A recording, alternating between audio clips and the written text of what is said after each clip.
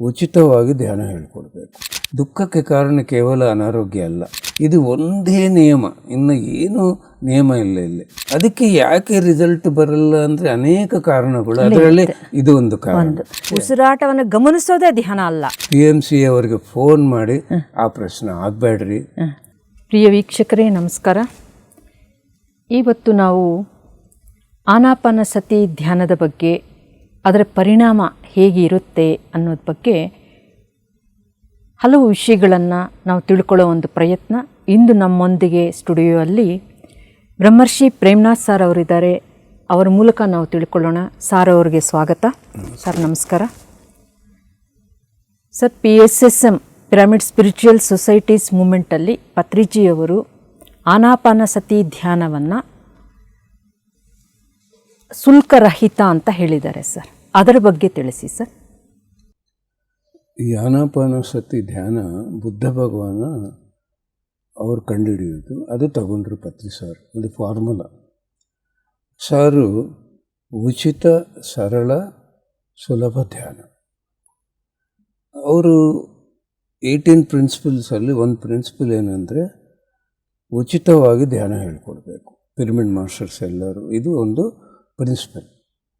ಯಾಕಂದರೆ ಅವರು ಒಂದು ಸಂಕಲ್ಪ ಇತ್ತು, ಕೂಲಿ ಮಾಡೋವನು ಧ್ಯಾನ ಮಾಡಬೇಕು, ರಿಕ್ಷಾ ಓಡಿಸೋವನು ಧ್ಯಾನ ಮಾಡಬೇಕು, ಎಲ್ಲರೂ ಧ್ಯಾನ ಮಾಡಬೇಕು.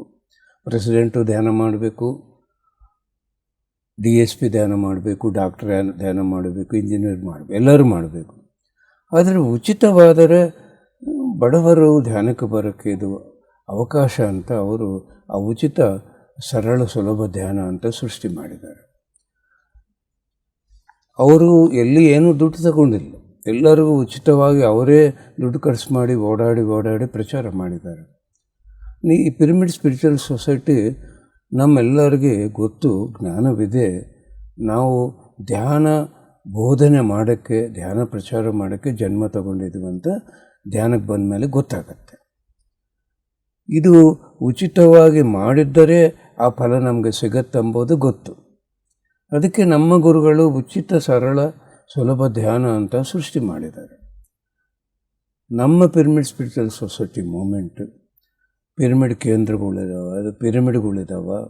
ಇಲ್ಲಿ ಹೋದ್ರೇನು ದುಡ್ಡು ತಗೊಳ್ಳಲ್ಲ, ಧ್ಯಾನ ಕಲಿಕೆ ಉಚಿತವಾಗಿ ಧ್ಯಾನ ಹೇಳ್ಕೊಡ್ತಾರೆ. ಇನ್ನೂ ಅವಕಾಶವಿದ್ದರೆ ಉಚಿತ ಅನ್ನದಾನನೂ ಮಾಡ್ತಾಯಿದ್ದಾರೆ. ದೊಡ್ಡ ನಮ್ಮ ಪಿರಮಿಡ್ಸ್ ಇರ್ಬೋದು, ಪಿರಮಿಡ್ ಕೇಂದ್ರಗಳಿರ್ಬೋದು. ಸರ್ ಏನು ಹೇಳ್ತಾ ಇದ್ದಾರೆ ಅಂದರೆ, ಜ್ಞಾನಕ್ಕೆ, ಅನ್ನಕ್ಕೆ ದುಡ್ಡು ತಗೋಬಾರ್ದು. ಇದು ಮೂಲ ಉದ್ದೇಶ. ಇದು ಆಧ್ಯಾತ್ಮಿಕ ಸೂತ್ರ ಅಂತಾರೆ ಅವರು. ಎರಡಕ್ಕೆ ದುಡ್ಡು ತಗೋಬಾರ್ದು. ಅದಕ್ಕೆ ನಾವು ಆ ನಿಯಮ ನಮ್ಮ ಭಾಗ ವಹಿಸ್ತಾ ಇದ್ದೀವಿ. ಎಲ್ಲ ಕಡೆ ಹೀಗೇನೆ ನಡೀತಾ ಇದೆ. ಇವಾಗ ಒಂದು ದೊಡ್ಡ ಪ್ರೋಗ್ರಾಮ್ ನಡೀತಾ ಇದೆ. ಡಿಸೆಂಬರ್ 21, ಡಿಸೆಂಬರ್ 31 ಬೆಳಿಗ್ಗೆ ತಿಂಡಿ, ಮಧ್ಯಾಹ್ನ ಊಟ, ರಾತ್ರಿ ಊಟ, ಕನಿಷ್ಠ 1 ಲಕ್ಷ ಜನಗಳಿಗೆ, ಯೋಗಿಗಳಿಗೆ ಅನ್ನದಾನ ನಡೆಯುತ್ತೆ. ಅಲ್ಲಿ ದುಡ್ಡು ತಗೊಳ್ಳಲ್ಲ.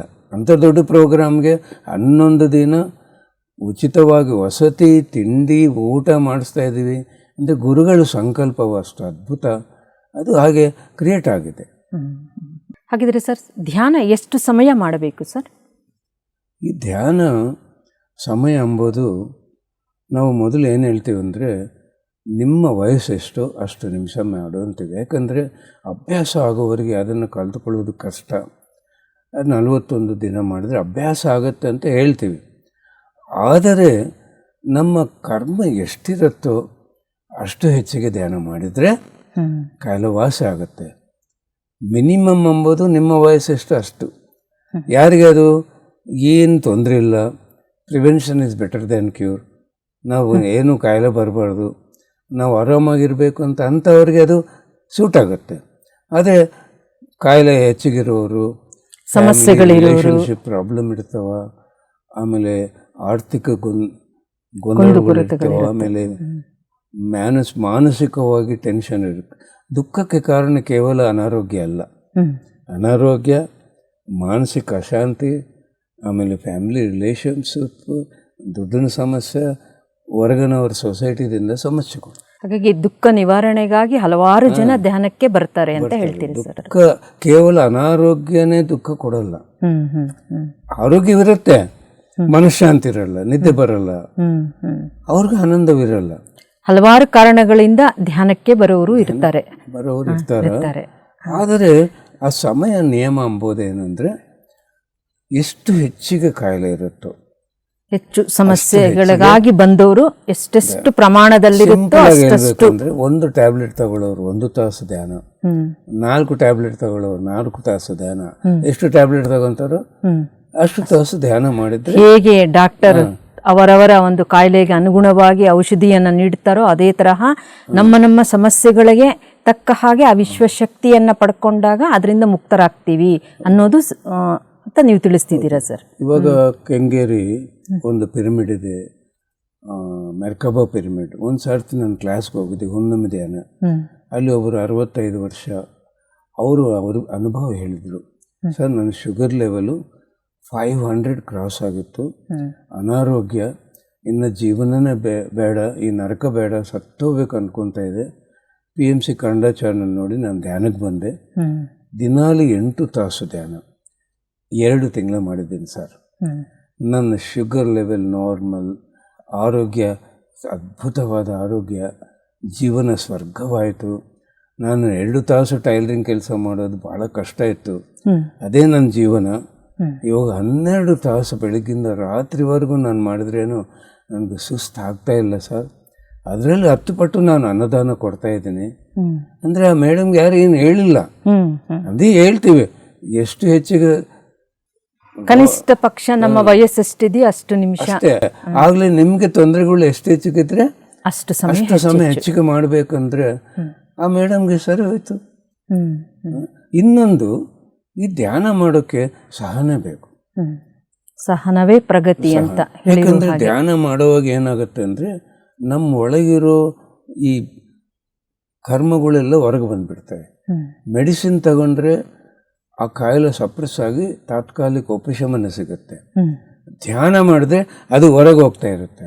ಅವಾಗ ಏನಾಗುತ್ತೆ, ನಮ್ಮ ಶರೀರ ಒಳಗೆ ಬಿಸಿ ಆಗೋದು, ತಣ್ಣಗಾಗೋದು, ತಲೆ ಭಾರ ಆಗೋದು, ದೇಹ ಭಾರ ಆಗೋದು, ಕಾಲು ಜೋಮಿಡಿಯೋದು, ದೇಹ ಅಗರ ಆಗೋದು, ಎಲ್ಲಿರೋ ನೋವುಗಳೆಲ್ಲ ಹೆಚ್ಚಿಗಾಗೋದು. ಅಂದರೆ ಇದೆಲ್ಲವೂ ಧ್ಯಾನ ಸಮಯದಲ್ಲಿ ಆಗುವ ಅನುಭವಗಳು. ಇರಿಟೇಷನ್ ಆಗುತ್ತೆ, ಒಬ್ಬರಿಗೆ ರೊಟೇಷನ್ ಫೀಲಿಂಗ್ ಆಗುತ್ತೆ, ಒಬ್ಬರಿಗೆ ತಲೆ ಬಗ್ಗೋಗುತ್ತೆ, ದೇಹ ಬಗ್ಗೋಗುತ್ತೆ, ಹಲವಾರು ಆಗ್ತಾವ.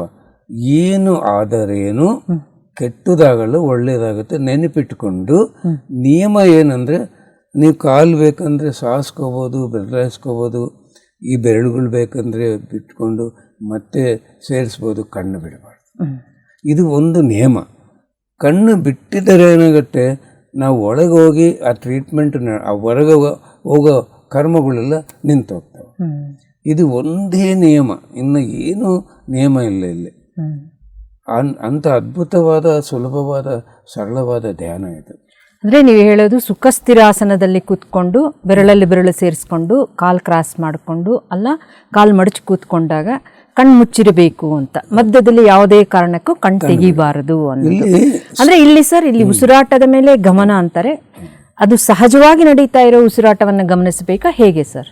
ಇಲ್ಲಿ ಮೊದಲು ಸ್ಥಿರ ಅಂದರೆ ಎಲ್ಲರೂ ಏನು ಅನ್ಕೊತಾರೆ, ಸ್ಟ್ರೈಟಾಗಿ ಕೂತ್ಕೋಬೇಕು, ಈಗ ಅನ್ಕೋಬಾರ್ದ, ಅಲ್ಲ. ಮನಸ್ಸು ಸ್ಥಿರವಾಗಿರಬೇಕು.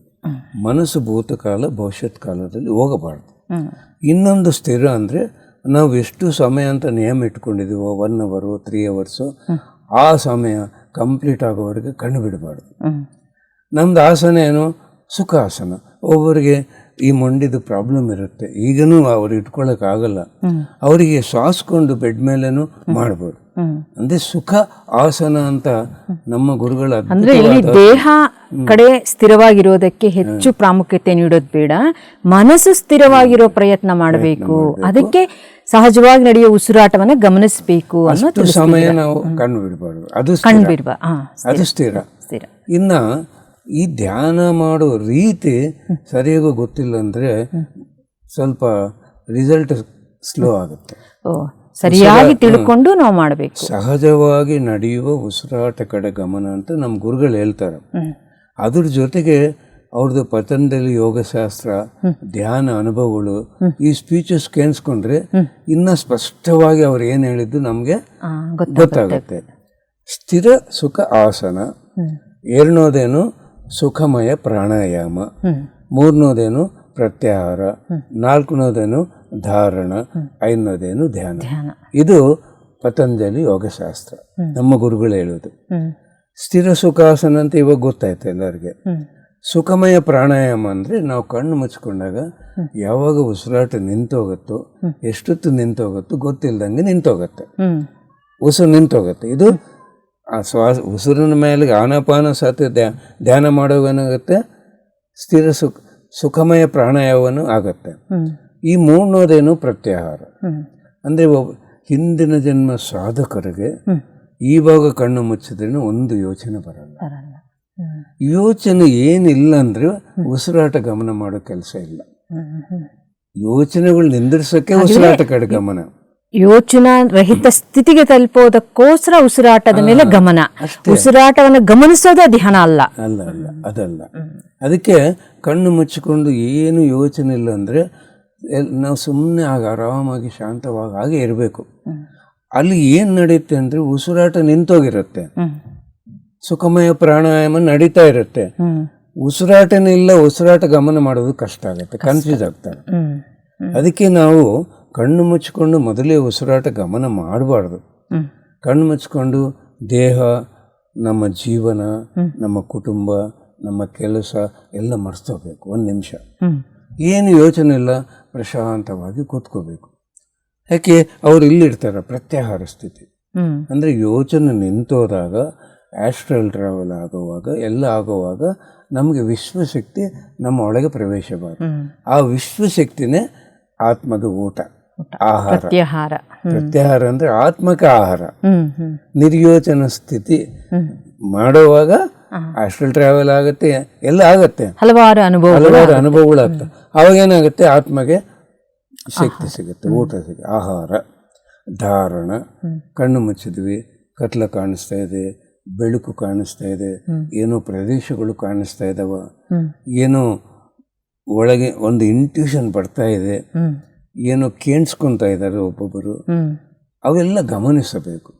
ನಮ್ಮ ಒಳಗೇನೋ ನಡೀತಾ ಇರುತ್ತೆ. ಈ ಕಾಯೋಪಾಸನ ಅಂತಾರೆ, ಇವಾಗ ಹೇಳಿದ್ನಲ್ಲ, ಒಳಗಿರೋ ಕರ್ಮಗಳೆಲ್ಲ ರಿಲೀಸ್ ಆಗ್ತಾವಂತ, ಅವೆಲ್ಲ ಗಮನಿಸಬೇಕು. ಆವಾಗಲೂ ಉಸಿರಾಟ ಗಮನ ಮಾಡಬಾರ್ದು. ಏನೋ ನಡೀತಾ ಇರುತ್ತೆ, ಅದು ನಡೀಲಿ. ಒಂದು ಎನರ್ಜಿ ಮನಸ್ಸು ನಿಂತೋಗಿದೆ, ಎನರ್ಜಿ ಪಾಸ್ ಆಗ್ತಾ ಇದೆ, ಆವಾಗ ಒಳಗೆಲ್ಲ ಇವೆಲ್ಲ ನಡೆಯೋದು. ಶಕ್ತಿ ಚಲನೆ ಆಗ್ತಿರುವಾಗ ಹಲವಾರು ದೇಹದಲ್ಲಿ ಅದು ಕಾಯೋಪಾಸನ. ಅವು ಸುಮ್ಮನೆ ಏನ್ ನಡೀತಾ ಅದನ್ನ ಗಮನಿಸಬೇಕು, ಇಲ್ಲಾಂದ್ರೆ ಸುಮ್ಮನೆ ಆರಾಮಾಗಿ ಕೂತ್ಕೋಬೇಕು. ಆವಾಗ ಯೋಚನೆಗಳು ಇರಲ್ಲ, ಆ ಸಮಯ ಯೋಚನೆಗಳು ಇರಲ್ಲ. ಇನ್ನು ಐದನೇದು ಧ್ಯಾನ, ಆನಾಪಾನ ಸತಿ ಧ್ಯಾನನೇ. ನಮ್ಗೆ 2 ಡೆಫಿನೇಷನ್ಸ್ ಇದಾವ. ಧ್ಯಾನ ಅಂದ್ರೆ ಧಿ ಪ್ಲಸ್ ಯಾನ, ಸೂಕ್ಷ್ಮ ಕಾರಣ ಮಹಾಕಾರಣ ಶರೀರದ ಪ್ರಯಾಣ. ಧಿ ಶಕ್ತಿಯೊಂದಿಗೆ ನಾವು ಅದೆಲ್ಲ ಪ್ರಯಾಣ ಮಾಡುವುದು. ಕಣ್ಣು ಮುಚ್ಚಿದ್ದೀವಿ, ಇವತ್ತೇ ಬಂದಿದ್ದೀವಿ ಧ್ಯಾನಕ್ಕೆ. ಹಿಮಾಲಯಸ್ ಕಾಣಿಸ್ತಾ ಇದಾವ, ಮಹಾವತಾರ್ ಬಾಬಾಜಿ ಕಾಣಿಸ್ತಾ ಇದಾರ, ಏನೇ ದೃಶ್ಯಗಳು, ಏನೋ ಒಂದು ಪ್ರದೇಶ ಕಾಣಿಸ್ತಾ ಇದೆ, ಇಲ್ಲಾಂದ್ರೆ ಜನ್ಮ ಕಾಣಿಸ್ತಾ ಇದೆ, ಏನೇನು ಕಾಣಿಸ್ತಾ ಇರ್ತಾವ. ದೇವತೆಗಳು ಕಾಣಿಸ್ತಾರ, ಯೋಗಿಗಳು ಕಾಣಿಸ್ತಾರ, ಋಷಿಗಳು ಕಾಣಿಸ್ತಾರ. ಏನು ಕಾಣಿಸುತ್ತೆ ಅದನ್ನು ಗಮನಿಸಬೇಕು. ಇದು ಧ್ಯಾನ. ಅದಕ್ಕೆ ಇಲ್ಲಿ ಕನ್ಫ್ಯೂಷನ್ ಎಲ್ಲಿದೆ ಅಂದ್ರೆ, ಧ್ಯಾನ ಕೂತ್ಕೊಂಡು ಆಲೋಚನೆಗಳು ಬಂದಾಗ ಉಸಿರಾಟದ ಮೇಲೆ ಗಮನ, ಬೇರೆ ಸಮಯದಲ್ಲಿ ಏನಾದ್ರೂ ದೃಶ್ಯಗಳು ಕಾಣ್ತಾ ಇದ್ರೆ ಕಾಣ್ತಾ ಇರೋದ ಮೇಲೆ ಗಮನ ಹರಿಸಬೇಕು. ಏನು ಯೋಚನೆ ಇಲ್ಲ, ಆರಾಮಾಗಿ ಕೂತ್ಕೋಬೇಕು. ಏನು ಅನಿಸ್ತಾ ಇದೆ ಅದನ್ನ ಗಮನಿಸಬೇಕು. ಅದು ಯಾವ ಉಸಿರಾಟ? ಸಹಜವಾಗಿ ನಡೆಯುವ ಉಸಿರಾಟ. ಇವಾಗ ಸಹಜವಾಗಿ ಉಸಿರು ನಡೀತಾ ಇದೆ, ನಾವೇನು ಉಸಿರು ತಗೊಂತಾ ಇಲ್ಲ, ಬಿಡ್ತಾ ಇಲ್ಲ. ನಾವು ಹೇಳಿದಾಗ ಎಲ್ಲರೂ ಏನು ಮಾಡ್ತಾರೆ ಅಂದರೆ, ಈಗ ತಗೊಂತಾರೆ. ಇದು ಸಹಜವಲ್ಲ. ನಾವು ತಗೊಂತಾ ಇದೆ, ಬಿಡ್ತಾ ಇದ್ದೀವಿ. ನಾವು ಹೇಳಿದ್ದು ಸಹಜವಾಗಿ ನಡೆಯುವ ಉಸಿರಾಟ, ಈ ಮೂಗು ತುದಿಯಿಂದ ಈ ಕೊನೆವರೆಗೆ. ಅಂದರೆ ನಾವು ಏನು ಶ್ವಾಸಕೋಶಗಳಿಂದ ನಡೆಯುವ ಉಸಿರಾಟವನ್ನೂ ಸಹ ಗಮನಿಸುವ ಅವಶ್ಯಕತೆ ಇಲ್ಲ ಅಂತ ನೀವು ತಿಳಿಸ್ತಿದ್ದೀರಾ. ಈಗ ತಗೋಬಾರ್ದು, ದೀರ್ಘವಾಗಿ ಅವಶ್ಯಕತೆ ಇಲ್ಲ, ತಗೋಬಾರ್ದು, ಬಿಡಬಾರ್ದು. ಇಲ್ಲಿಂದ ಇಲ್ಲಿವರೆಗೆ ನ್ಯಾಚುರಲಿ ಉಸಿರು ಹೋಗ್ತಾ ಇರುತ್ತೆ, ಬರ್ತಾ, ಇದು ನಾವು ಸಹಜವಾಗಿ ಗಮನಿಸಬಹುದು. ಅಂದ್ರೆ ಇಲ್ಲಿಂದ ಒಳಗೋಗೋ ಸ್ಪರ್ಶ, ಇಲ್ಲಿಂದ ಹೊರಗೆ ಬರೋ ಸ್ಪರ್ಶ. ಇದು ಸುಲಭ ಟೆಕ್ನಿಕ್. ಏನಂದ್ರೆ ಈ ಬೆರಳಿಗೆ ಇಟ್ಟರೆ ಉಸಿರು ಹೊರಗೆ ಬಂದ್ರೆ ಬೆಚ್ಚಗಾಗುತ್ತೆ, ಒಳಗೆ ಹೋದ್ರೆ ತಣ್ಣಗಾಗುತ್ತೆ. ಈ ಬೆರಳಿಗೆ ಆಗೋ ಬೆಚ್ಚಗಾಗೋದು, ತಣ್ಣಗಾಗೋ ಸ್ಪರ್ಶ ಗಮನ ಮಾಡಿದ್ರೆ ನಮ್ಗೆ ಅರ್ಥ ಎಷ್ಟು ಸಹಜವಾಗಿ ಉಸಿರು ನಡೀತಾ ಇದೆ ಎಂಬುದು ಟೆಕ್ನಿಕ್ ಗೊತ್ತಾಗುತ್ತೆ. ಉಸಿರಾಟವನ್ನು ಗಮನಿಸಕ್ಕೆ ಗೊತ್ತಾಗದೆ ಇರತಕ್ಕಂಥವ್ರು ಈ ಮೂಲಕವೂ ಸಹ ಸ್ಪರ್ಶವನ್ನ ನಾವು ಅದನ್ನ ಗಮನಿಸಬಹುದು ಸುಲಭವಾಗಿ. ಹೇಗೆ ನಡೆಯೋದು? ಈಗ ಇಟ್ಕೊಂತೀವಲ್ಲ, ಈಗ ಇಟ್ಕೊಂಡು ನಿಮ್ಗೆ ಅರ್ಥ ಆಗೋವರೆಗೆ ಇಟ್ಕೋಬಹುದು, ನೋ ಪ್ರಾಬ್ಲಮ್, ನೋ ಕಂಡೀಷನ್ಸ್. ಯಾವ ನಮ್ಗೆ ಅರ್ಥ ಆಗತ್ತೋ ಇನ್ನೇ ಇದು ಇಟ್ಕೊಳ್ಳೋ ಕೆಲಸ ಇಲ್ಲ. ಈಗ ಇಟ್ಕೊಂಡು ಧ್ಯಾನ ಮಾಡ್ತಾ ಇರ್ತೀವಿ, ಕತ್ಲ ಕಾಣಿಸ್ತಾ ಇರುತ್ತೆ, ಇನ್ನ ಕತ್ಲನ್ನು ಗಮನಿಸ್ಬೇಕು. ಒಬ್ಬರು ಹೀಗೆ ನಡೆಯುತ್ತೆ, ಆ ಉಸಿರಾಟ ನಡೆಯೋದು ಅರ್ಥ ಆಗಲ್ಲ.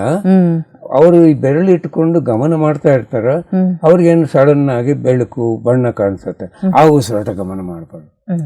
ಇಮಿಡಿಯೇಟ್ಲಿ ಏನ್ ಕಾಣಿಸುತ್ತೆ ಅದನ್ನ ಗಮನಿಸಿ. ಅಂದ್ರೆ ಪ್ರತಿಯೊಬ್ಬರಿಗೂ ಇದು ಕಾಣ್ಲೇಬೇಕು ಅಂತ ಏನಾದ್ರೂ ಇದೆಯಾ ಸರ್? ಕಂಪಲ್ಸರಿ, ಕಾಣಿಸೋದು ಕಂಪಲ್ಸರಿ ಅಲ್ಲ. ಏನಾದ್ರೂ ಕಾಣ್ತಾ ಇದ್ರೆ ನೋಡ್ಬೇಕಷ್ಟೇ, ಅದು ನಿರೀಕ್ಷೆ ಏನು ಅವಶ್ಯಕತೆ ಇಲ್ಲ, ಬೇಕಾಗಿಲ್ಲ. ನಾವು ಕಾಣಿಸ್ಬೇಕಂತ ಅನ್ಕೋಬಾರದು. ಫಾರ್ ಎಕ್ಸಾಂಪಲ್, ನನಗೆ ಇಷ್ಟವರೆಗೆ ಏನು ಕಾಣಿಸ್ಲಿಲ್ಲ, ನಾನು ಕಣ್ಣು ಮುಚ್ಕೊಂಡ್ರೆ ಏನು ಯೋಚನೆ ಬರಲ್ಲ. ಮೊದಲನೇ ದಿನದಿಂದ ಇವತ್ತಿನವರೆಗೆ ನಾನು ಉಸಿರಾಟ ಗಮನ ಮಾಡಲಿಲ್ಲ. ನಂದು ಅನುಭವ ಇದು. ಕಣ್ಣು ಮುಚ್ಚಿದ್ರೆ ಏನು ಯೋಚನೆ ಬರಲ್ಲ, ನಾನು ಶಾಂತವಾಗಿರ್ತೀನಿ ಅಷ್ಟೇ. ಹಾಗಾಗಿ ಯೋಚನೆ ರಹಿತ ಸ್ಥಿತಿಗೆ ಹೋಗೋದಕ್ಕೋಸ್ಕರ ಸಹಜವಾಗಿ ನಡೀತಾ ಇರೋ ಉಸಿರಾಟದ ಮೇಲೆ ಗಮನ ಹರಿಸಬೇಕು ಅನ್ನೋದು ಸಿದ್ಧಾಂತ. ಇವಾಗ ಮೇಲೆ ಲೋಕ ಹೈಯರ್ ಡೈಮೆನ್ಷನ್ ನಿಂದ ಎಷ್ಟು ಶಕ್ತಿ ಭೂಲೋಕಕ್ಕೆ ಬರ್ತಾ ಇದೆ, ಅದು ಮನಸ್ಸನ್ನ ನಿಂದಿರಿಸುತ್ತೆ. ಯೋಚನೆಗಳು ಆಟೋಮ್ಯಾಟಿಕಲಿ ನಿಂತು ಹೋಗ್ತಾವ. ಅಷ್ಟೇ ಅಲ್ಲ, ಇವಾಗ ಧ್ಯಾನಕ್ಕೆ ಬರ್ತಾ ಇರೋರು ಹಿಂದಿನ ಜನ್ಮದ ಸಾಧಕರು. ಸಾರ್ ಹೇಳಿದರು, ನಮ್ಮ ಪಿರಮಿಡ್ ಸ್ಪಿರಿಚುವಲ್ ಸೊಸೈಟಿ ಎಷ್ಟು ಆಲಸ್ಯವಾಗಿ ಬರ್ತಾರೋ ಅಂತ ಗ್ರೇಟ್ ಮಾಸ್ಟರ್ಸ್ ಬರ್ತಾರ, ಅವರು ಹಿಂದಿನ ಜನ್ಮದ ಸಾಧಕರು. ಹೌದು ಸರ್, ಹಲವಾರು ಸಂದರ್ಭಗಳಲ್ಲಿ ಪತ್ರಿಜಿಯವರು ತಿಳಿಸಿರೋದು ಉಂಟು. ಈಗಲೂ ವಿಡಿಯೋಗಳ ಮೂಲಕ ನಾವು ಆಲಿಸಬಹುದು. ಕನಿಷ್ಠ ಪಕ್ಷ 400 ಜನ್ಮಗಳು ಮೇಲೆ ಇರ್ತಕ್ಕಂಥವರು ಧ್ಯಾನಕ್ಕೆ ಹೆಜ್ಜೆ ಇಡ್ತಾರೆ ಅನ್ನೋದು ಹಿಂದಿನ ಸಾಧಕ, ನೀವು ಹೇಳಿದಂಗೆ ಸಾಧನೆ ಮಾಡಿರ್ತಕ್ಕಂಥ. ಅವ್ರಿಗೆ ಹಿಂದಿನ ಜನ್ಮ ಸಾಧಕರು, ಅವ್ರಿಗೆ ಯೋಚನೆ ಬರಲ್ಲ. ಇವಾಗ ಬರ್ತಾ ಇರೋ ಶಕ್ತಿ ಅದು ಅನುಕೂಲ ಮಾಡ್ತಾ ಇದೆ. ಅದಕ್ಕೆ ಕಣ್ಣು ಮುಚ್ಚಿಕೊಂಡ್ರೆ ಆಸ್ಟ್ರಲ್ ಟ್ರಾವೆಲ್ ಆಗುತ್ತೆ. ಈ ಭೌತಿಕ ಪ್ರಪಂಚ ಈ ಕಣ್ಣಿಂದ ನೋಡ್ತೀವಿ, ಅಂತರ್ ಪ್ರಪಂಚ ದಿವ್ಯನೇತ್ರದಿಂದ ನೋಡ್ತೀವಿ. ನಾವು ಕಣ್ಣು ಮುಚ್ಚಿದಾಗ ಏನನ್ನ ಕಾಣಿಸ್ತಾ ಇದೆ ಅಂದ್ರೆ ಅದು ಅಂತರ್ ಪ್ರಪಂಚ. ಯಾಕಂದ್ರೆ ಕಣ್ಣು ಮುಚ್ಚಿದ್ರೆ ಕತ್ಲನ್ನು ಕಾಣಿಸ್ಬಾರ್ದು, ಅದು ಒಂದು ಕಲರ್, ಬ್ಲ್ಯಾಕ್ ಕಲರ್, ಅದು ಕಾಣಿಸ್ಬಾರ್ದು. ಕಾಣಿಸ್ತಾ ಇದೆ ಅಂದ್ರೆ ದಿವ್ಯನೇತ್ರ ತೆಗೆದುಕೊಂಡಿದೆ, ಅದು ದರ್ಶನ ಮಾಡಬೇಕು. ಇದು ಸಿಂಪಲ್ ಟೆಕ್ನಿಕ್. ಸ್ವಲ್ಪ ನಾವೀಗ ಇದೆಲ್ಲ ಹೇಳ್ತಾ ಇದೀವಿ, ಕೇಳಿಸ್ಕೊಂತಾರ, ಅಳವಡಿಸ್ಕೊಳ್ಳಲು ಮತ್ತೆ ನಮ್ಗೆ ಫೋನ್ ಮಾಡ್ತಾರೆ. ಹಾಗಿದ್ರೆ ನೀವು ಹೇಳ್ತಿರೋದು ಸರ್, ಈಗ ಯಾವುದೇ ಕಾರಣಕ್ಕೆ ಬಂದಿದ್ರೂ ಸಹ ಧ್ಯಾನಕ್ಕೆ ನಿರಾಲೋಚನೆ ಸ್ಥಿತಿಯಲ್ಲಿದ್ದಾಗ ಏನು ನಾವು ಆ ಶಕ್ತಿ, ದಿವ್ಯ ಶಕ್ತಿಯನ್ನು ಪಡ್ಕೊತೀವೋ ಅದರ ಮೂಲಕ ನಮ್ಮ ಸಮಸ್ಯೆಗಳು ಪರಿಹಾರ ಆಗ್ಬೋದು. ಈ ತರಹ ಅತೀಂದ್ರಿಯ ಶಕ್ತಿಗಳಿಂದ ಅಂತ ಹೇಳ್ತೀವಲ್ವ, ದಿವ್ಯ ನೇತ್ರ ತೆರೆಕೊಳ್ಳೋದಾಗ್ಬೋದು, ಸೂಕ್ಷ್ಮ ಶರೀರ ಯಾನ ಆಗೋದಾಗ್ಬೋದು, ಈ ಥರವೆಲ್ಲವೂ ಘಟಿಸುತ್ತೆ ಅಂತ ನೀವು ಹೇಳ್ತಿದ್ದೀರಲ್ಲ ಸರ್? ಅಷ್ಟೇ ಅಲ್ಲ, ಈ ಧ್ಯಾನ ಹಿಂದಿನ ಜನ್ಮ ಸಾಧಕರು ಹೆಚ್ಚಿಗೆ ಮಾಡೋ ಕೆಲಸ ಇಲ್ಲ. ಅಂದ್ರೆ ಈ ತರಳೆ ಓಪನ್ ಅನುಭವ ಒಳಗೆ ಧ್ಯಾನ ಕುದುರಕ್ಕೆ ಯಾರು ಹಿಂದಿನ ಜನ್ಮ ಏನು ಮಾಡಲಿಲ್ಲೋ ಈ ಜನ್ಮದಲ್ಲಿ ಧ್ಯಾನಕ್ಕೆ ಬರ್ತಾರೋ ಅವ್ರಿಗೆ ಸ್ವಲ್ಪ ತಾಳ್ಮೆ ಬೇಕು. ಅಷ್ಟು ಬಡವನ ಅವ್ರಿಗೆ ಅನುಭವಗಳು ಬರಲ್ಲ, ಯೋಚನೆಗಳು ನಿಂತ್ಕೊಳ್ಳಲ್ಲ. ಇದು ಒಂದು. ಇನ್ನೊಂದು ಏನಂದರೆ, ಇವಾಗ ಈ ಸ್ಟುಡಿಯೋ ಇದೆ, ಇದೆಲ್ಲ ಕಸ ಗುಡಿಸಿ ಶುಭ್ರ ಮಾಡಿದೆ, ಮತ್ತೆ ಕಸ ಹಾಕಿದ್ರೆ ಮತ್ತೆ ಗುಡಿಸ್ಬೇಕಾಗತ್ತೆ. ಎಲ್ಲರೂ ಏನ್ ಮಾಡ್ತಾ ಇದ್ದಾರೆ ಅಂದ್ರೆ, ಧ್ಯಾನ ಮಾಡ್ತಾರ, ಒಂದು ತಾಸು ಮನಸ್ಸು ಶೂನ್ಯ ಮಾಡ್ಕೊಂತಾರ. ಆ ಮನಸ್ಸನ್ನು ಶೂನ್ಯವಾಗಿ ಇಟ್ಕೋಬೇಕು. ಎಲ್ಲರೂ ಏನ್ ಮಾಡ್ತಾರ, ಏನು ನೋಡಬಾರ್ದು ಅದು ನೋಡ್ತಾರ, ಏನು ಕೆನ್ಸ್ಕೋಬಾರ್ದು ಅದು ಕೆನ್ಸ್ಕೊಂತಾರ. ಏನಾಗುತ್ತೆ ಅವೆಲ್ಲ ಯೋಚನೆಗಳು. ಏನ್ ತಿನ್ನಬಾರದು ಅದು ತಿಂತಾರೆ. ಅದು ಪರವಾಗಿಲ್ಲ, ಸಸ್ಯಾಹಾರ ತಿಂದ್ರೆ ಸಾಕು. ಸಾಕು. ಮಾಂಸಾಹಾರ ತಿಂದ್ರೆ ಆ ಪ್ರಭಾವ ಇರುತ್ತೆ, ಅದರ ಪರಿಣಾಮ ಆ ಪರಿಣಾಮ ಇರುತ್ತೆ. ಈ ಏನು ನೋಡಬಾರ್ದು, ಏನು ಕೇಳಿಸ್ಕೋಬಾರ್ದು. ಇವೆಲ್ಲ ಯೋಚನೆಗಳಾಗ್ತವ. ಇವತ್ತು 1 ತಾಸು ಧ್ಯಾನ ಮಾಡಿ ರಾತ್ರಿವರೆಗೆ ಎಲ್ಲ ಏನ್ ನೋಡಬಾರ್ದು ನೋಡಿ, ಏನ್ ಕೇಳಿಸ್ಕೊಂಡು ನೆಕ್ಸ್ಟ್ ಧ್ಯಾನ ಕೂತ್ಕೊಂಡ್ರೆ ಏನಾಗುತ್ತೆ, ಆ ಯೋಚನೆಗಳೆಲ್ಲ ಬರ್ತಾವ. ಯೋಚನೆಗಳು ಎಲ್ಲಿಂದ ಬಂದಿದಾವ, ನೀನ್ ತುಂಬಿಕೊಂಡಿದ್ದೀವಿ, ಅದು ರಿಲೀಸ್ ಆಗ್ತಾ ಇರುತ್ತೆ.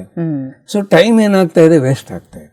ಹಾಗಾಗಿ ನೀವು ತಿಳಿಸ್ತಿರೋದು ಈಗಾಗಲೇ ನಮ್ಮಲ್ಲಿ ಇರ್ತಕ್ಕಂಥದನ್ನ ಖಾಲಿ ಆಗ್ತಿರ್ಬೇಕು, ಮತ್ತೆ ಅದನ್ನ ಸೇರಿಸ್ಕೋಬಾರದು, ಅದ್ರ ಕಡೆನೂ ಗಮನ ಇರಬೇಕು ಅಂತ ನೀವು ತಿಳಿಸ್ತಿದ್ರಿ ಸರ್. ಒಳ್ಳೆ ಒಂದು ಮಾರ್ಗದರ್ಶನ ಸರ್ ಇದು. ಇವಾಗ ಸೀರಿಯಲ್ ನೋಡಿದಾರ, ಧ್ಯಾನ ಕೂತ್ಕೊಂಡ್ರೆ ಸೀರಿಯಲ್ಲೇ ಬರುತ್ತೆ. ಬಗಲಿ ಮನೆಗೆ ಅತ್ತೆ ಸೊಸೆ ಜಗಳ ನೋಡಿದಾರ, ಅದೇ ಬರುತ್ತೆ. ಅದು ಕೇಳಿಸ್ಕೊಂಡ್ರೆ ಅವು ಯೋಚನೆಗಳು. ಇವೆಲ್ಲ ನಿಂದ್ರಿಸ್ಲಿಲ್ಲ ಅಂದ್ರೆ ಟೈಮ್ ಎಲ್ಲ ಈ ಮನಸ್ಸನ್ನು ಖಾಲಿ ಮಾಡ್ಕೊಳ್ಳಿಕ್ಕೆ ಟೈಮ್ ಎಲ್ಲ ವೇಸ್ಟ್ ಆಗುತ್ತೆ. ಎನರ್ಜಿ ಯಾವಾಗ ತುಂಬ್ಕೋಬೇಕು, ನಮ್ಮ ಕರ್ಮಗಳು ಯಾವಾಗ ಕೊನೆ ಆಗ್ಬೇಕು. ಅದಕ್ಕೆ ಯಾಕೆ ರಿಸಲ್ಟ್ ಬರಲ್ಲ ಅಂದ್ರೆ ಅನೇಕ ಕಾರಣಗಳು, ಅದರಲ್ಲಿ ಇದು ಒಂದು ಕಾರಣ ಸರ್. ಹಾಗಾಗಿ ನೀವು ಹೇಳೋದೇನಂದ್ರೆ ಒಂದೇ ರೀತಿಯ ಧ್ಯಾನ ಆನಾಪಾನಸತಿ ಉಸಿರಾಟದ ಮೇಲೆ ಗಮನ, ಆದ್ರೆ ಒಬ್ಬೊಬ್ಬರಿಗೆ ಒಂದೊಂದು ರೀತಿಯಲ್ಲಿ ಅದರ ಪರಿಣಾಮ ಇರುತ್ತೆ ಅಂತ. ಅದು ಏಕೆ ಸರ್, ಕಾರಣ ಏನ್ ಸರ್? ಅದು ಧ್ಯಾನ ಮಾಡುವಾಗ ಮನಸ್ಸು ಶೂನ್ಯವಾಗದ್ರೆ ಎನರ್ಜಿ ಪ್ರವೇಶವಾಗುತ್ತೆ. ಆ ಎನರ್ಜಿ ಏನ್ ಮಾಡುತ್ತೆ, ಎಲ್ಲ ಕರ್ಮಗಳನ್ನೆಲ್ಲ ಕ್ಲೆನ್ಸಿಂಗ್ ಮಾಡುತ್ತೆ. 2,72,000 ನಾಡಿ ಮಂಡಲ ಎಲ್ಲ ಶುದ್ಧಿ ಆಗುತ್ತೆ, ರೋಗಗಳು ಹೋಗ್ತಾವ. ಆದರೆ ಮತ್ತೆ ಈ ಯೋಚನೆಗಳು ತುಂಬಿಕೊಂಡ್ರೆ ಏನಾಗುತ್ತೆ, ಮತ್ತೆ ಎನರ್ಜಿ ಎಲ್ಲ ವೇಸ್ಟ್ ಆಗುತ್ತೆ. Wasting energy. ಇವಾಗ ದುಡ್ಡು ದುಡಿತೀವಿ, ಏನ್ ಮಾಡ್ಬೇಕು, ಕಾಪಾಡ್ಕೋಬೇಕು, ಅದು ಸರಿಯಾಗಿ ಉಪಯೋಗಿಸ್ಕೋಬೇಕು. ಒಂದೇ ದಿನ ಸಂಬಳ ಯಾರು ಖರ್ಚು ಮಾಡಲ್ಲ. ಇನ್ಶೂರೆನ್ಸ್ಗೆ, ಮಕ್ಕಳು ಓದಿಗೆ, ಆಮೇಲೆ ಭವಿಷ್ಯತ್ತು ಮನೆ ಕಟ್ಸ್ಕೊಳ್ಳಕ್ಕೆ ಎಲ್ಲೂ ಪ್ಲಾನಿಂಗ್ ಮಾಡ್ತಾರಲ್ಲ. ಶಕ್ತಿನೂ ಅಷ್ಟೇ ಅಲ್ಲ, ಶಕ್ತಿನ ಏನ್ ಮಾಡಬೇಕು, ನಾವು ಉಳಿಸ್ಕೋಬೇಕು, ಉಳಿಸ್ಕೊಂಡು ಉಪಯೋಗಿಸ್ಕೋಬೇಕು. ಉಳಿಸ್ಕೊಳ್ಳೋದಿಲ್ಲ ಅಂದ್ರೆ ಹೇಗೆ ಉಪಯೋಗವಾಗುತ್ತೆ ಶಕ್ತಿ? ಈ ಶಕ್ತಿ ಬಗ್ಗೆ ಯಾರಿಗೂ ಗೊತ್ತಿಲ್ಲ. ಅದೇ ಸರ್, ನೀವು ಹೇಳಿದಾಗ ಬ್ರಹ್ಮರ್ಷಿ ಪತ್ರಿಜಿ ಅವರು ಹೇಳಿರೋದು ನೆನಪಾಗ್ತಿದೆ ಸರ್. ಒಂದು ಕಣದಷ್ಟು ಪ್ರಾಣಶಕ್ತಿಯನ್ನ ವ್ಯರ್ಥ ಮಾಡಬಾರದು, ಒಂದು ಕ್ಷಣದ ಕಾಲವನ್ನು ಸಹ ಸಮಯವನ್ನು ಸಹ ವ್ಯರ್ಥ ಮಾಡಬಾರದು ಅಂತ. ಈಗ ನೀವು ಹೇಳ್ತಿರೋದ್ರಲ್ಲಿ ಎಷ್ಟು ಮಹತ್ವ ಇದೆ ಅಂತ ಅನಿಸ್ತಿದೆ ಸರ್. ಈ ಜ್ಞಾನೇಂದ್ರಗಳನ್ನ ಹೇಗೆ ಉಪಯೋಗಿಸ್ಕೋಬೇಕು, ಆ ಜ್ಞಾನ ಬೇಕು. ಕೇವಲ ಧ್ಯಾನ ಮಾಡಿದ್ರೆ ಲಾಭ ಇಲ್ಲ. ಧ್ಯಾನದಿಂದ ಜ್ಞಾನ, ಜ್ಞಾನದಿಂದ ಮುಕ್ತಿ. ಈ ಕಣ್ಣುಗಳಿದಾವ, ಕಣ್ಣುಗಳಿಗೆ ಬಾಗಿಲಿದೆ, ಬಾಯಿ ಇದೆ, ಬಾಯಿಗೆ ಬಾಗಿಲಿದೆ. ಈ ಬಾಗಿಲು ಯಾಕಿರೋದು, ಮುಚ್ಕೊಳ್ಳಕ್ಕೆ. ಮನೆ ಬಾಗಿಲು ಆಗಿರೋದು ರಕ್ಷಣೆಗೆ. ಯಾವಾಗ ಬೇಕೋ ಅದು ಓಪನ್ ಮಾಡ್ಬೇಕು, ಆಮೇಲೆ ಮುಚ್ಕೋಬೇಕು, ಟು ಕ್ಲೋಸ್ ಅಲ್ವಾ. ಮತ್ತೆ ಈ ಬಾಗಿಲು ಯಾಕಿರೋದು, ನಮ್ಗೆ ಏನು ಕೆಲಸ ಇಲ್ಲ, ಅವಶ್ಯಕವಿಲ್ಲ, ಕಣ್ಣು ಮುಚ್ಕೊಂಡ್ರೆ ಬಾಯಿ ಮುಚ್ಕೊಳ್ಳುತ್ತೆ. ಈ ಕಣ್ಣು ಬಾಯಿ ಮುಚ್ಕೊಂಡ್ರೆ ಏನಾಗುತ್ತೆ, 100 ಪಟ್ಟು ಶಕ್ತಿನ ಉಳಿಸ್ಕೊಂತೀವಿ. ಇದು ಯಾರಿಗೂ ಗೊತ್ತಾಗ್ತಾ ಇಲ್ಲ. ಈ ಬಾಗಿಲು ಇರೋದು ಯಾಕೆ ಅಂತ.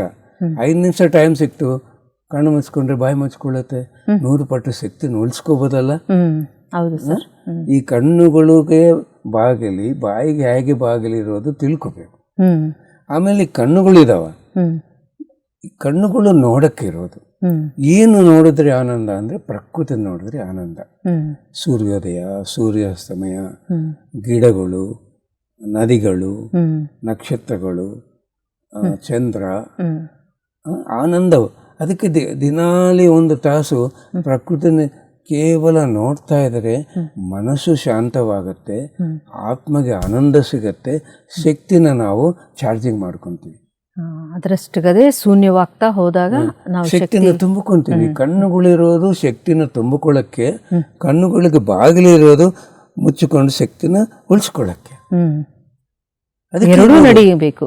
ಕೇವಲ ಧ್ಯಾನದ ಸಮಯದಲ್ಲೇ ಅಲ್ಲ, ಬೇರೆ ಸಮಯದಲ್ಲೂ ಸಹ ಗಮನ ಅನ್ನೋದು ಇರಬೇಕು. ಕಣ್ಣು ಮುಚ್ಕೊಂಡು ಇರ್ಬೇಕಾ, ಕಣ್ಣು ಬಿಟ್ಟು ಏನ್ ನೋಡ್ಬೇಕಾ, ಇದು ಜ್ಞಾನವಲ್ಲ. ಈ ಬಾಯಿ ಇದೆ, ಯಾಕೆ ಇರೋದು ಬಾಯಿ? ಧ್ಯಾನ ಎರಡು ಕೆಲಸ ಮಾಡುತ್ತೆ ಸರ್. ಜ್ಞಾನ ಅಂದರೆ ಮಾತಿನಲ್ಲಿ ಗಮನ. ನಮ್ಮ ಮಾತು ಎಲ್ಲರಿಗೂ ಜ್ಞಾನ ಕೊಡಬೇಕಾಗ್ಲಿ, ಇನ್ನೊಬ್ಬರಿಗೆ ತೊಂದರೆ ಕೊಡಬಾರ್ದು. ಅಂತ ಮಾತು ಮಾತಾಡಕ್ಕೆ ಈ ಬಾಯಿ ಇರೋದು. ಈ ಬಾಗಿಲಿರೋದು ಮುಚ್ಕೊಳ್ಳೋಕ್ಕೆ. ಸಮಸ್ಯೆಗಳು ಎಲ್ಲಿಂದ ಬರ್ತವೆ ಅಂದರೆ ಹೆಚ್ಚಿಗೆ ಮಾತಾಡಿದ್ರೆ ಬರ್ತವೆ. ಎಷ್ಟು ಮೌನವಾಗಿರ್ತೀವೋ ಅಷ್ಟು ಸಮಸ್ಯೆಗಳಿಗೂ ದೂರ ಇರ್ತೀವಿ. ಯಾರು ಏನಂದರೇನು ಸುಮ್ಮನೆ ಬಾಯಿ ಮುಚ್ಕೊಂಡ್ರೆ ತೊಂದರೆ ಹೆಚ್ಚಿಗಾಗಲ್ಲ, ನಿಂತೋಗುತ್ತೆ. ಬಾಗಿಲಿರೋದು ಸಮಸ್ಯೆನ ಹೆಚ್ಚಿಗೆ ಮಾಡ್ಕೋಬಾರ್ದು ಅಂತ ಯಾರಿಗೂ ಗೊತ್ತಿಲ್ಲ.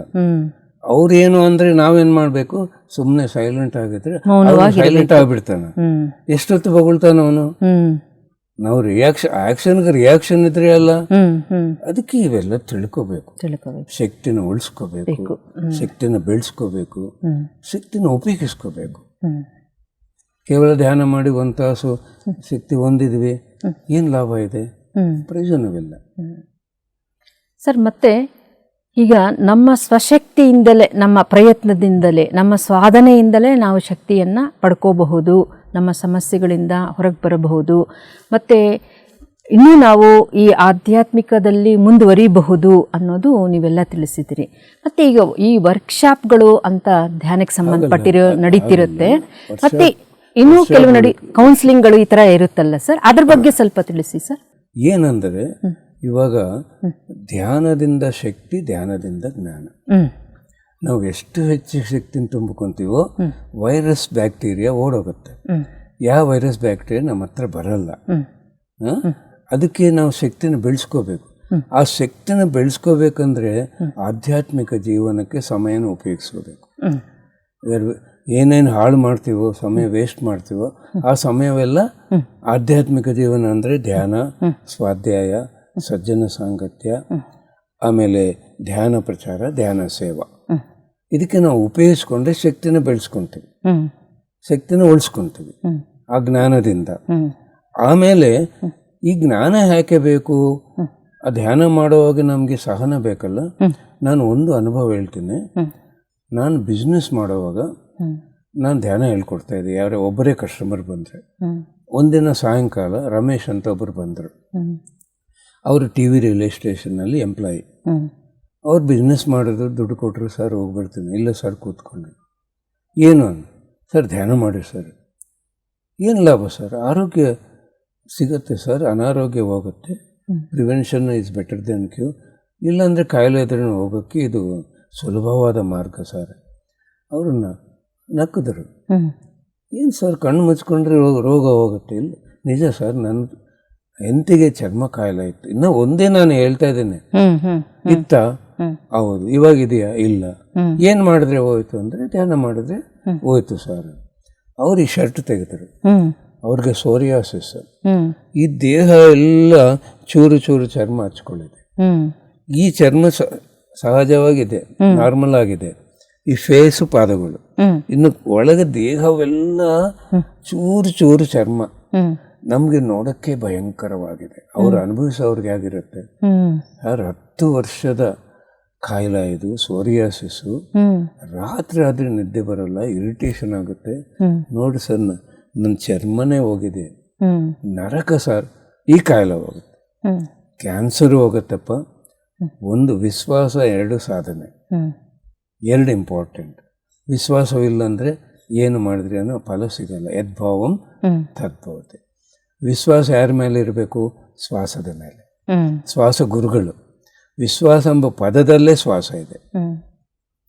ವಿಶೇಷವಾಗಿ ಶ್ವಾಸದ ಮೇಲೆ ಗಮನ ಮಾಡೋರಿಗೆ ಮುಕ್ತಿ ಸಿಗತ್ತೆ ಅಂತ.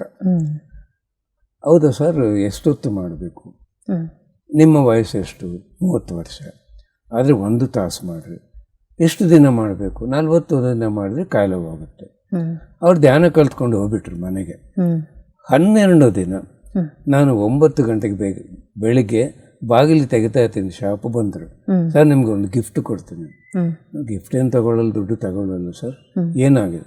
ಶರ್ಟ್ ತೆಗೆದರೆ ಅವ್ರ ಸ್ಕಿನ್ ಎಲ್ಲ ನಾರ್ಮಲ್ ಇದೆ, ಕಾಯಿಲೆ ಇಲ್ಲ. ಅವಾಗ ಕೇಳಿದೆ, ಏನಾಯ್ತು ಸರ್?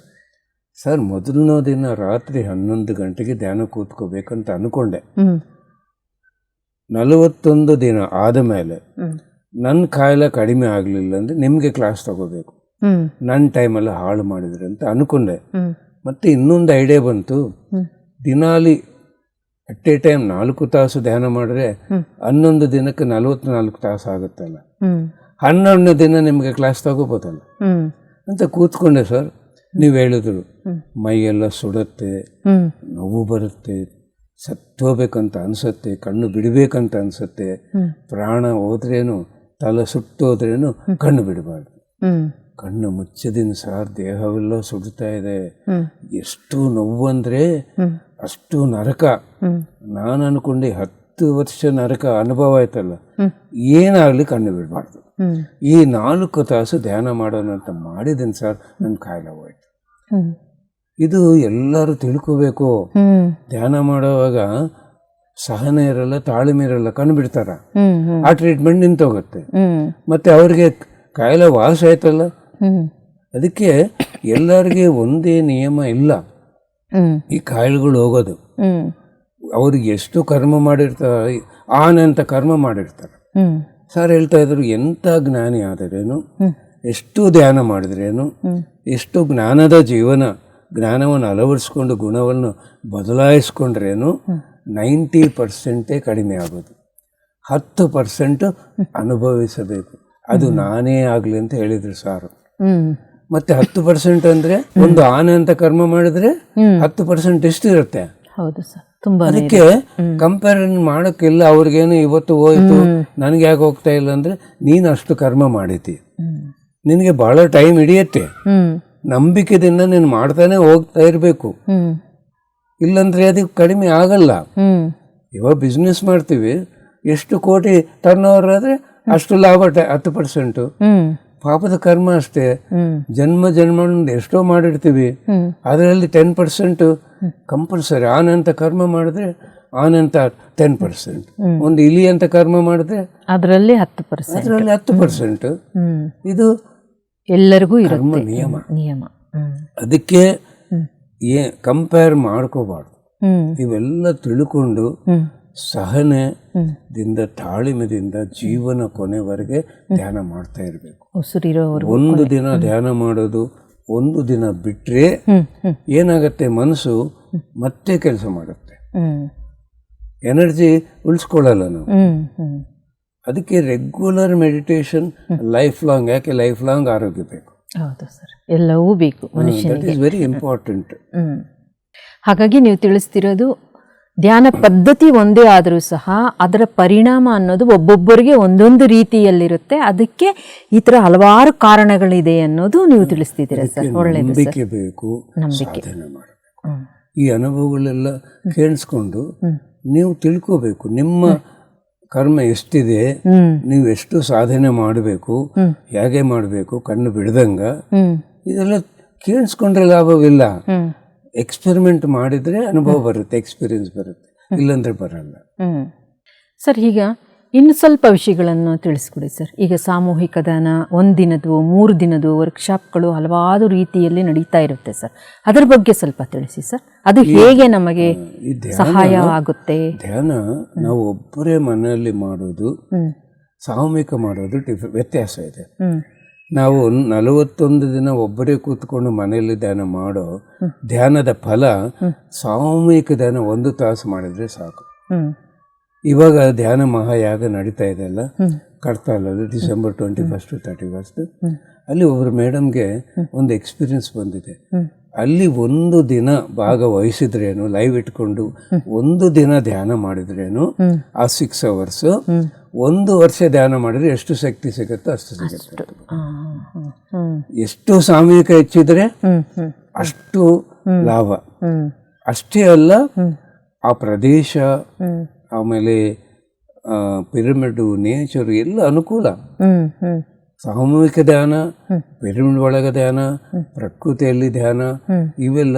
ಆಮೇಲೆ ಪೌರ್ಣಿಮೆ ಧ್ಯಾನ, ಅಮಾವಾಸ್ಯ ಧ್ಯಾನ, ಯೋಗಿ ಸಮಾಧಿಗಳ ಹತ್ರ ಧ್ಯಾನ, ಇವೆಲ್ಲ ಕ್ವಾಲಿಟಿ ಮೆಡಿಟೇಷನ್. ಅಂದ್ರೆ ಲಿಮಿಟೆಡ್ ಸಾಧನದಲ್ಲಿ ಹೆಚ್ಚಿಗೆ ಶಕ್ತಿನ ಹೊಂದಿಕೊಂಡು ಬೇಗ ನಾವು ನಿರಾಲೋಚನೆ ಸ್ಥಿತಿಗೆ ತಲುಪೋದಕ್ಕೆ ಸಾಧ್ಯವು. ಅದಕ್ಕೆ ಯಾರಿಗನ್ನ ಕ್ರಾನಿಕ್ ಕ್ಯಾನ್ಸರು ಇಂಥ ಕಾಯಿಲೆಗಳಿದ್ರೆ ನಮ್ಮ ಪಿರಮಿಡ್ ಕೇಂದ್ರಗಳಿದಾವೆ. ಇವಾಗ ಒಂದಿದೆ ಮದನಪಲ್ಲಿ ಹತ್ರ ಕೊಟ್ಟಾಲ ಅಂತ ಅಲ್ಲಿ 85 ಪಿರಮಿಡ್ಸ್ ಇದಾವೆ. ಹ್ಮ್ ಅಲ್ಲಿ ಕ್ರಿಸ್ಟಲ್ ಹೀಲಿಂಗ್ ಪಿರಮಿಡ್ ಒಂದಿದೆ. ಹ್ಮ್ ಹ್ಮ್ ಅಲ್ಲಿ ಹೋಗಿ ಅಲ್ಲಿ ಇರ್ಬೋದು. ಅಲ್ಲಿ ಉಚಿತವಾಗಿ ವಸತಿ, ತಿಂಡಿ, ಊಟ ಎಲ್ಲ ಕೊಡ್ತಾರ. ನಿಮ್ಗೆ ಇಷ್ಟ ಇದ್ರೆ ಡೊನೇಷನ್ ಮಾಡ್ಬೋದು, ಕಂಪಲ್ಸರಿ ಅಲ್ಲ, ಇಲ್ಲ ಎಲ್ಲ ಫ್ರೀ. ಅಂತ ಪ್ರದೇಶಕ್ಕೆ ಹೋಗಿ ಒಂದು 41 ದಿನ ಮಾಡಿದ್ರೆ ಡೆಫಿನೆಟ್ಲಿ ಅದ್ಭುತವಾದ ರಿಸಲ್ಟ್ ಸಿಗುತ್ತೆ. ನಮ್ಮ ಪತ್ರಿ ಸರ್ ಗುರುಗಳು ಎಂಥ ಅದ್ಭುತ ಸೃಷ್ಟಿ ಮಾಡಿದ್ದಾರೆ ಅಂದರೆ ಪಿರಮಿಡ್ ಕೇಂದ್ರಗಳನ್ನ ಮಾಡಿದ್ದಾರೆ. ಸರ್ ಹೇಳ್ತಾ ಇದ್ರು, ಪಿರಮಿಡ್ ಹಾಸ್ಪಿಟಲ್ಲು ಧ್ಯಾನ doctor, hospital free, doctor free. ನೀವು ಉಪಯೋಗಿಸ್ಕೊಳ್ರಿ, ಸಾಧನ ಹೆಚ್ಚಿಗೆ ಮಾಡ್ರಿ. ಅಂತ ಪ್ರದೇಶಕ್ಕೆ ಹೋದ್ರೆ ಇನ್ನ ಬೇರೆ ಏನು ಕೆಲಸಗಳು ಇರಲ್ಲ. ಅಲ್ಲಿ ಸುಮ್ಮನೆ ಧ್ಯಾನ ಮಾಡಿ ಸುಮ್ಮನೆ ಇರಬಾರ್ದು, ಅಲ್ಲಿ ಸೇವೆ ಮಾಡಬೇಕು. ಸೇವೆ ಹೈಯೆಸ್ಟ್. ಅಲ್ಲಿ ಕಸ ಗೂಡಿಸ್ಬೋದು, ಅಲ್ಲಿ ಏನೇನೋ ಸಹಾಯ ವಾಲಂಟಿಯರ್ ವರ್ಕ್ ಮಾಡ್ಬೋದು, ಸಹಾಯ ಮಾಡ್ಬೋದು. ಯಾಕಂದ್ರೆ ನಮ್ಮ ಕರ್ಮ ಮೈನಸ್, ಪುಣ್ಯದ ಕರ್ಮ ಪ್ಲಸ್ ಮಾಡುತ್ತೆ. ಈ ಪುಣ್ಯದ ಕರ್ಮನೇ ಇನ್ನೊಬ್ಬರಿಗೆ, ನಮ್ಮ ಸೊಸೈಟಿಗೆ ಏನನ್ನ ಕೊಡೋದು ಮಾಡೋದು. ಸೇವೆ ಮಾಡ್ತಾ ಇಲ್ಲ ಹೆಚ್ಚಿಗೆ ಜನ, ಕೇವಲ ಧ್ಯಾನ ಮಾಡ್ತಾರೆ. ಸೇವೆ ಮಾಡಬೇಕಲ್ಲ, ಸೇವೆ ಮಾಡಿದ್ರೆ ಆ ಕರ್ಮ ಈಸಿಯಾಗಿ ದಗ್ಧವಾಗುತ್ತೆ, ಪ್ಲಸ್ ಆಗುತ್ತೆ, ಮೈನಸ್. ಸರ್ ಇನ್ನು ಸ್ವಲ್ಪ ವಿಷಯಗಳು ತಿಳಿಸಿ ಸರ್. ಈ ವರ್ಕ್ಶಾಪ್ಗಳ ಬಗ್ಗೆ ಸ್ವಲ್ಪ ವಿವರಣೆ ನೀಡಿ ಸರ್. ಹಲವಾರು ನಡೀತಾ ಇದೆಯಲ್ಲ ಸರ್, ಅದರ ಬಗ್ಗೆ. ಈ ವರ್ಕ್ಶಾಪ್ಗಳು ಫ್ರೀ ವರ್ಕ್ಶಾಪ್ಗಳು ನಡೀತಾ ಇದಾವ, ಪೇಯ್ಡ್ ವರ್ಕ್ಶಾಪ್ಗಳು ನಡೀತಾ ಇದಾವ, ಇಂಡಿವಿಜುವಲ್ ಫ್ರೀ ಕೌನ್ಸಿಲಿಂಗು ನಡೀತಾ ಇದೆ, ಪೇಯ್ಡ್ ಕೌನ್ಸಿಲಿಂಗ್ ನಡೀತಾ ಇದೆ. ಅದರಲ್ಲೂ ಇದೆ, ಅದೂ ಸಹಾಯಕ ಆಗುತ್ತೆ ಸರ್. ಈ ಕೌನ್ಸಿಲಿಂಗ್ ಅಂಬೋದು ನಮಗೆ ಏನು ಡೌಟ್ಸ್ ಇದ್ರೆ ಕ್ಲಾರಿಫಿಕೇಶನ್ಗೆ ಕೌನ್ಸಿಲಿಂಗ್, ಇನ್ನು ಹೇಗೆ ಮುಂದೆ ಹೋಗ್ಬೇಕು ಅವ್ರ ಅನುಭವದಿಂದ ಅವ್ರು ಕೌನ್ಸಿಲಿಂಗ್ ಮಾಡ್ತಾರೆ. ಅದೇನು ತಪ್ಪಿಲ್ಲ. ವರ್ಕ್ಶಾಪ್ಗಳು ಜ್ಞಾನ ಕೊಡ್ತಾರೆ, ಸೇತು ವರ್ಕ್ಶಾಪ್ ಇದೆ, ಹಲವಾರು ಇದೆಯಲ್ಲ, ಅದು ಜ್ಞಾನವೆಲ್ಲ ಹೊಂದಬಹುದು. ಇವೆಲ್ಲ ಏನು ತಪ್ಪಿಲ್ಲ. ಇದು ಜ್ಞಾನ ಹೊಂದಕ್ಕೆ, ಶಕ್ತಿನ ಬೆಳೆಸ್ಕೊಳ್ಳಕ್ಕೆ ಉಪಯೋಗವಾಗತ್ತೆ. ಈ ಪೇಯ್ಡ್ ಕೌನ್ಸಿಲಿಂಗು, ಪೇಯ್ಡ್ ವರ್ಕ್ಶಾಪ್ಸ್ ಇದಾವ. ನಮ್ಮ ಪತಿ ಸರ್ ಏನು ಹೇಳ್ತಾ ಇದ್ರು, ಸ್ಪಿರಿಚುಯಾಲಿಟಿ ಅಂದರೆ ಫ್ರೀಡಮ್. ಯಾರು ಫ್ರೀಡಮ್ ಅವ್ರಿಗಿದೆ. ಅವರು ದುಡ್ಡು ತಗೊಂಡು ಕೌನ್ಸಿಲಿಂಗ್ ಮಾಡ್ತಾರೋ, ದುಡ್ಡು ತಗೊಂಡು ವರ್ಕ್ಶಾಪ್ ಮಾಡ್ತಾರೋ ಅದು ಅವ್ರಿಷ್ಟ, ಹೋಗೋ ಅವ್ರಿಷ್ಟ. ಇದು ಸ್ಪಿರಿಚುಯಾಲಿಟಿ. ಅವ್ರ ದುಡ್ಡು ತಗೋಬಾರ್ದು ಅಂತ ನೀನು ಹೇಳಕ್ಕಿಲ್ಲ. ಧ್ಯಾನ ಹೇಳ್ಕೊಡೋದು ಮಾತ್ರ ಉಚಿತವಾಗಿ ಅವ್ರಿಷ್ಟ. ಕೌನ್ಸಿಲಿಂಗ್ ಮಾಡಿ ದುಡ್ಡು ತಗೊಂತಾರೋ, ವರ್ಕ್ಶಾಪ್ ಮಾಡಿ ದುಡ್ಡು ತಗೊಂತಾರೋ, ನೀನು ಇಷ್ಟವಿದ್ದರೆ ಹೋಗ್ಬೋದು, ಇಷ್ಟವಿಲ್ಲ ಅಂದ್ರೆ ಹೋಗ್ಬೋದು, ನಿಮ್ಮಿಷ್ಟ. ಅದು ಹೋಗೋದು ಬಿಡೋದು ನಿನ್ನಿಷ್ಟ. ಆದರೆ ಅಲ್ಲಿ ಹೋಗದ ಮೇಲೆ ಎಕ್ಸ್ಪೆಕ್ಟೇಷನ್ ಮಾಡಕ್ಕಾಗಲ್ಲ. ಯಾಕಂದ್ರೆ ನಿನ್ನ ಕರ್ಮ ಎಷ್ಟಿದೋ ಆ ಕೌನ್ಸಿಲಿಂಗ್ ಅಲ್ಲಿ ಆ ಜ್ಞಾನ ನಿನಗೆ, ಸರಿಯಾದ ಜ್ಞಾನ ನಿನಗೆ ಸಿಕ್ಕಿದೋ ಇಲ್ಲಿಯೋ, ನೀನು ಬದಲಾವಣೆ ಆಗಿದೆಯೋ ಇಲ್ಲಿಯೋ, ಎಷ್ಟೋ ಕಾರಣಗಳು ಇರ್ತಾವ. ಒಂದೇ ಅಲ್ಲ. ನಾನು ದುಡ್ಡು ಖರ್ಚು ಮಾಡಿದ್ದೀನಿ, ನನ್ನ ಕಾಯಿಲೆ ಯಾಕೆ ಹೋಗ್ಲಿಲ್ಲ ಅಂತ ಕ್ವಶನ್ ಆಗ್ಬಾರ್ದು. ಡಾಕ್ಟರ್ ಹೋಗ್ತಾರ, ಫೀಸ್ ಕಟ್ತಾರ, ಕಾಯಿಲೆ ವಾಸ ಆಗ್ಲಿಲ್ಲ ಅಂದ್ರೆ ವಾಪಸ್ ಕೊಡು ಅಂತಾರ, ಕ್ವಶನ್ ಹಾಕ್ತಾರ. ಇಲ್ವಲ್ಲ, ಇಲ್ಲಿ ಅವ್ರೇನು ಯಾರನ್ನ ಕರಿತಾ ಇಲ್ಲ. ನಾನು ಕೌನ್ಸಿಲಿಂಗ್ ಮಾಡ್ತೀನಿ, ದುಡ್ಡು ತಗೊಂತೀನಿ, ನಾನು ವರ್ಕ್ಶಾಪ್ ಮಾಡ್ತೀನಿ, ದುಡ್ಡು ತಗೊಂಡು ಯಾರು ಕರಿತಾ ಇಲ್ವಲ್ಲ. ಯಾರ ಇಷ್ಟದಿಂದ ಅವ್ರು ಹೋಗಿದಾರ, ಅದು ನಿಮ್ಮಿಷ್ಟ. ಅದು ಫಲ ಅದು ಹೇಗೆ ಬರುತ್ತೋ ಹೇಗೆ ಹೇಳಕ್ಕೆ ಇಲ್ಲ. ನೀವು ಇನ್ನೊಬ್ಬರನ್ನ ಕ್ವಶನ್ ಆಗ್ಬಾರ್ದು. ನಾನು ಅಲ್ಲಿ ಹೋದೆ, ಕೌನ್ಸಿಲಿಂಗ್ ಮಾಡಿಸ್ಕೊಂಡೆ, ದುಡ್ಡು ಖರ್ಚು ಮಾಡಿದೆ, ನನ್ನ ಕಾಯಿಲೆ ಯಾಕೆ ಹೋಗ್ಲಿಲ್ಲ ಅಂತ ಯಾರನ್ನ ಕ್ವಶನ್ ಹಾಕ್ತೀನಿ ನೀನು? ಅವ್ರೇನ ನಿನ್ ಗ್ಯಾರಂಟಿ ಕೊಟ್ಟಿದ್ದಾರೆ? ಇಲ್ವಲ್ಲ. ಕ್ವಶನ್ ಹಾಕಿದ್ರೆ ಯಾರನ್ನ ಹಾಕ್ಬೇಕು? ಅವ್ರನ್ನೇ ಹಾಕ್ಬೇಕು. ನಮ್ಮ PMC ಸ್ಟುಡಿಯೋಗೆ ಫೋನ್ ಮಾಡಿ ನಮ್ಮ ಪಿರಮಿಡ್ ಮಾಸ್ಟರ್ಸ್ ಯಾರನ್ನ ಪ್ರಶ್ನೆ ಹಾಕಬಾರ್ದು. ಇದು ಸರಿಯಾದ ಜ್ಞಾನವಲ್ಲ. ಎಲ್ಲಿ ಹೋಗಿರ್ತಾರೋ ಅಲ್ಲೇ ಅವರ ಸಮಸ್ಯೆಯನ್ನ ಪರಿಹಾರ ಮಾಡಿಕೊಂಡು ಅವರ ಹತ್ರವೇ ಜ್ಞಾನವನ್ನ ಪಡ್ಕೊಂಡು, ದುಡ್ಡು ಕಟ್ಟಿದ ಅಲ್ಲಿ ನೀನು ಪ್ರಶ್ನೆ ಆಗ್ಬೇಡ ಅಲ್ಲಿ. ನೀವು ನಮ್ಮನಿಗೆ ಬಂದು ನಮಗೆ ಯಾಕೆ ಕ್ವಶನ್ ಆಗ್ತೀರಿ ನೀವು? ನಾವು ಹೋಗ್ಬಾರ್ದಂತ ಹೇಳಲ್ಲ, ಹೋಗ್ಬೇಕು ಅಂತ ಹೇಳಲ್ಲ. ಸ್ವಶಕ್ತಿಯಿಂದ ಎಲ್ಲರಿಗೂ ಸಾಧ್ಯ ಇದೆ. ನೀವು ಈಗಾಗಲೇ ಹೇಳಿದಂಗೆ ನಾವೆಲ್ಲ ಕೊಟ್ಟಿದ್ದೀವಿ. ನೀವು ನಿಮ್ಗೆ ಏನನ್ನ ಇಷ್ಟ ಇದ್ರೆ ಅಲ್ಲಿ ಹೋದ್ರೆ ಬಡಾನ ಹೋಗುತ್ತಂತ ನೀವು ಹೋಗಿದ್ರಿ. ಅದು ನಿಮ್ಮಿಷ್ಟ ಅವರಿಷ್ಟ. ಆ ರಿಸಲ್ಟ್ ನಮ್ಗೇನು ಸಂಬಂಧವಿದೆ? ಅದಕ್ಕೆ ಯಾರೂ ಕಾರಣ ಅಲ್ಲ. ನಾವು ಏನು ಹೇಳ್ತೀವಿ? ಅದಕ್ಕೆ ಈಗ ನಾವೆಲ್ಲ ತಿಳ್ಕೊಂಡು ಹೋಗಬಾರ್ದಂತ ಹೋಗ್ಬೇಕಂತ ಯಾರು ಹೇಳಲ್ಲ. ಸ್ವೇಚ್ಛೆ ಇದೆ. ಅಲ್ಲಿ ಹೋದ್ರೆ ರಿಸಲ್ಟ್ ಬರಲ್ಲ ಅಂತಾನೂ ಹೇಳಲ್ಲ. ಎಷ್ಟೋ ರಿಸಲ್ಟ್ ಬಂದಿರೋರೇ ಇದ್ದಾರೆ, ರಿಸಲ್ಟ್ ಬಂದಿಲ್ದವರೇ ಇದ್ದಾರೆ. ಅದಕ್ಕೆ ಹಲವಾರು ಕಾರಣಗಳೂ ಇರುತ್ತೆ. ಅದಕ್ಕೆ ನಾವು ರಿಕ್ವೆಸ್ಟ್ ಮಾಡೋದೇನಂದ್ರೆ, ದಯವಿಟ್ಟು ನಮಗೆ ಆ ಪ್ರಶ್ನೆ ಆಗ್ಬೇಡ್ರಿ. PMC ಅವರಿಗೆ ಫೋನ್ ಮಾಡಿ ಆ ಪ್ರಶ್ನೆ ಆಗ್ಬೇಡ್ರಿ. ಅದಕ್ಕೆ ನಮಗೆ ಅವರಿಗವರೇ ಪರಿಶೀಲನೆ ಮಾಡಿಕೊಂಡು ಅದನ್ನು ಮುಂದುವರಿಬೇಕು ಅಂತ ನೀವು ತಿಳಿಸ್ತಿದ್ದೀರಾ ಸರ್. ಅದಕ್ಕೆ ಮಿತ್ರರೇ, ಸಾಧನದಿಂದ ಏನನ್ನ ಆಗುತ್ತೆ. ಇಲ್ಲ ನಿಮಗೆ ದುಡ್ಡಿದೆ, ನಿಮಗೆ ಇಷ್ಟ ಇದೆ, ಹೋಗ್ತಿರೋ ಬಿಡ್ತಿರೋ ಅದು ನಿಮ್ಮಿಷ್ಟ. ಆ ರಿಸಲ್ಟು ನಮಗೆ ಸಂಬಂಧವಿಲ್ಲ. ನಮ್ಮನ್ನು ಪ್ರಶ್ನೆ ಆಗಬಾರ್ದಂತ ಈ ಸಭದಿಂದ ನಾವು ನಿಮ್ಮನ್ನು ಬೇಡ್ಕೊತಾ ಇದ್ದೀವಿ. ನಮಸ್ಕಾರ. Thank you. ತುಂಬ ಧನ್ಯವಾದಗಳು ಸರ್. ಸಾಧಕರಿಗೆ ಬೇಕಾಗಿರತಕ್ಕಂಥ ಹಲವಾರು ವಿಷಯಗಳು, ಧ್ಯಾನ ಪದ್ಧತಿ ಒಂದೇ ಆದರೂ ಸಹ ಅದರ ಪರಿಣಾಮ ಒಬ್ಬೊಬ್ಬರಿಗೆ ಒಂದೊಂದು ರೀತಿಯಲ್ಲಿ ಏಕೆ ಇರುತ್ತೆ ಅನ್ನೋದಕ್ಕೆ ಹಲವಾರು ಕಾರಣಗಳಿದೆ. ಹಿಂದಿನ ಜನ್ಮದ್ದಾಗ್ಬೋದು, ಅವರು ಶಕ್ತಿಯನ್ನು ಉಳಿಸ್ಕೊತಾ ಇಲ್ಲ ಅನ್ನೋದಾಗ್ಬೋದು, ಮತ್ತು ಸರಿಯಾದ ಧ್ಯಾನ ಮಾಡೋದು ಹೇಗೆ ಅನ್ನೋದು, ಮತ್ತು ಹಲವಾರು ಈ ಥರ ಸಂಶಯಗಳು ಬರ್ತಿರುತ್ತೆ ಸರ್. ಅದಕ್ಕೆಲ್ಲವೂ ಸಹ ನೀವು ತುಂಬ ಸರಳವಾಗಿ ತಿಳಿಸ್ಕೊಟ್ಟಿದ್ದೀರಾ. ಎಲ್ಲರ ಪರವಾಗಿ, PMC ವಾಹಿನಿ ಪರವಾಗಿ ನಿಮಗೆ ತುಂಬ ಹೃದಯದ ಧನ್ಯವಾದಗಳು sir. Thank you sir. Thank you ವೀಕ್ಷಕರೇ. PMC ಕನ್ನಡ ಚಾನೆಲ್ ಅನ್ನು ಲೈಕ್ ಮಾಡಿ, ಶೇರ್ ಮಾಡಿ, ಸಬ್ಸ್ಕ್ರೈಬ್ ಮಾಡಿ ಮತ್ತು ಮಾಡಿಸಿ. ಎಲ್ಲರಿಗೂ ಧನ್ಯವಾದಗಳು.